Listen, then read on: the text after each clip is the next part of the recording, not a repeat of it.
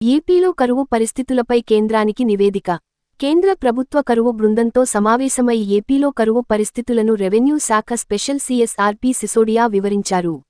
ఏపీలో ఖరీఫ్ 2024 కరువు పరిస్థితులపై కేంద్ర ప్రభుత్వానికి నివేదిక అందజేశారు. ఖరీఫ్ కరువు పరిస్థితులను కేంద్ర బృందం అధ్యయనం చేస్తుందని తెలిపారు. నష్టపోయిన పంట వివరాలపై కేంద్ర ప్రభుత్వానికి నివేదిక ఇచ్చారని అన్నారు. రైతులను ఆదుకోవడానికి సత్వరమే 151.77 కోట్లు సాయం చేయాలని కోరారు. సాయం అందించే విషయంలో ఉదారంగా స్పందించాలని అన్నారు.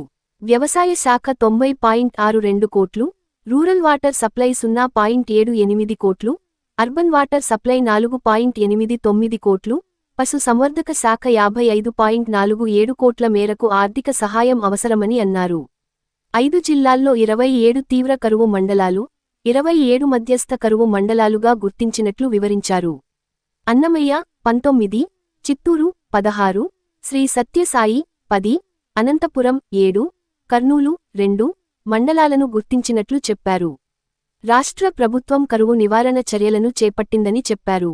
16.67 కోట్ల వ్యయంతో సుమారు 1,00,000 మంది రైతులకు 80% సబ్సిడీపై విత్తనాలు పంపిణీ చేస్తున్నట్లు తెలిపారు. 55.47 కోట్ల వ్యయంతో పశుగ్రాస విత్తనాల సరఫరా, 60% సబ్సిడీపై టీఎంఆర్ టోటల్ మిక్స్డ్ రేషియో, 40% సబ్సిడీపై చాఫ్ కటర్లు, మందుల సరఫరా చేస్తున్నట్లు సీఎస్ఆర్పీ సిసోడియా తెలిపారు.